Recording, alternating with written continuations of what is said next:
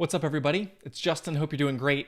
Wanted to shoot a quick video to address an issue that I've run into a couple of times recently with friends and clients, and it has to do with how you can make $210,000 an hour. Anybody out there interested in doing that? Raise your hand. Here's the secret. Negotiate. If you're looking at a transition in employment and you're looking at a contract for anesthesia potentially worth $350,000, which is pretty close to the average anesthesiologist income, if you took 10 minutes and you drafted an email during which you might be a little uncomfortable, asking for total compensation of about 10% more than what's being offered, so they're offering you $350, you draft an email and say, I'd love to come and work for you. I think there's a great opportunity here for us to collaborate. I really like the clinical environment. I think we can really thrive together, and I would love to do that for $385,000 of total comp. If you were to do that, you just, with 10 minutes of discomfort, negotiated a $35,000 raise, which equates to $210,000 an hour for that just small amount of discomfort. And what you've done is you've taken your floor income and you've increased it by 10% from now until forever. That's really a worthwhile use of 10 minutes of your time. I think we can both agree. So here's 4 things you want to consider if you're thinking about negotiating for a new prospective employment. The first is this. Know who you're talking to. Understand what your employer is looking for. If you're looking to work with a big anesthesia group, you may or may not have less flexibility. You might not be able to negotiate on total comp, but maybe things like a non-compete radius or vacation time or call or things like that might be a little bit more flexible.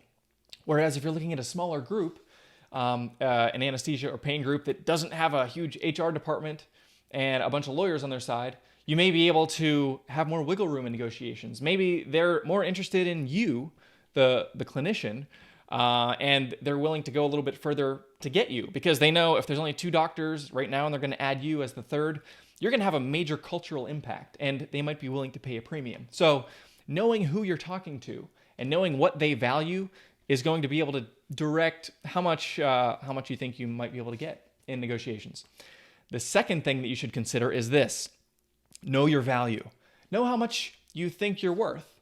Know places where you can go to be able to validate how much you think you're worth. You should understand, at the end of the day, if I'm working whatever lifestyle I think is a reasonable amount of time, how much compensation should I get in exchange for that? And this is a little bit of a tricky question, and it's one part art, one part science, but there's some places you can go to figure out how much should I be able to get on the open market? And here's a few. So MGMA, Sullivan Cotter are 2 examples of benchmarking companies that take surveys of physicians and practices all over America and do stratification of income so that you can say, if I am an anesthesiologist working in a practice of 50 doctors or more in the Northeast and I'm working at 7,000 RVUs per year, I should expect to make fill in the blank based on an applicable peer group. So having access to those, it can be something that's really helpful. And it may be that your prospective employer or somebody else might be able to get you some of that from either MGMA, Sullivan Cotter, or some of the others.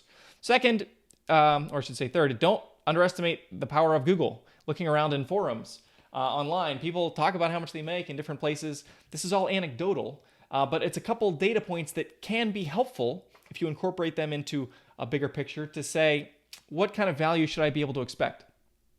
Ask your colleagues. See what they're making. Other people who graduated from your residency program or fellowship program or other faculty at the hospital you're leaving to see, what you should expect. Get multiple offers. If you have 3 offers of similar type of clinical environments all in the same geographic locale, that's a great starting point for estimating your market value. And you can use those as, leverage in negotiations.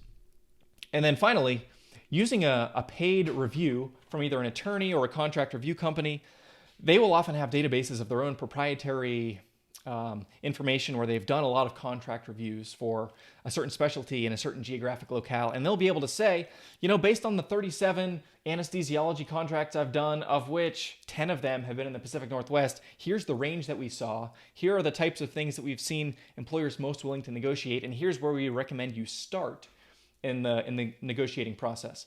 That can be an invaluable insight, and it might cost you $500 or $1,000, but that would be money very well spent. So understanding your value by benchmarking with some of this outside information can be very constructive. The third thing to consider when negotiating is run the math. Understand exactly what's being expected of you in terms of output, whether it's RVUs or however it's being measured, and say, well, if I'm working X number of hours or number of cases or number of RVUs, I'm going to receive Y. First of all, understand, is that a reasonable baseline based on the current workload in that clinical practice? And then second, understand if the resultant answer of that math problem, how much compensation you're going to get, is a suitable an appropriate number that you're going to be happy with. And the fourth and final thing I have to say about negotiations and negotiating successfully is this: do it. If you negotiate, there's a whole pile of studies that would indicate that you're going to make a lot more on average than people who don't negotiate. There's a lot of things that are negotiable. It's very unlikely that you're going to take 10 minutes, draft that email and say, I'd love to come work for you for $385 instead of $350. And they're going to email you back and say, sorry, you asked for more, and therefore we're going to rescind that job offer and give it to somebody else. It's unlikely that that's going to happen, and I would posit that if it does happen, that might not have been a company you wanted to work for anyway. So it can't hurt to ask. There's really only upside to be gained from something like that. So definitely negotiate. So I hope that's helpful. Anybody out there thinking about a transition in employment, there's a lot of money to be made if you're willing to take that 10 minutes, make yourself uncomfortable, type that email, hit send, and then sit back and watch what happens. You might just find yourself making $210,000 an hour.